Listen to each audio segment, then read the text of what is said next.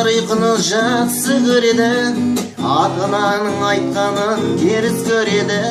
Үйленгенге 2 ай болмай жатып-ай, бөлек шығып кетуді арман етеді-ай.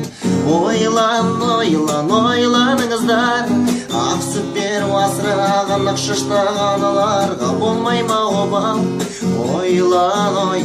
Ойланыңыздар, ақ сүт беріп асыраған ақ шаштағы аналарға, ақсақалды аталарға болмай ма обал? Кейбір қыздар тырситып шалбар киеді, сол шалбармен көшкеде әзер жүреді.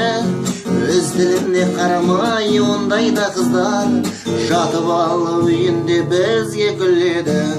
Ойланыңыздар, ақ сүт беріп асыраған ақ шаштағы аналарға болмай ма обал?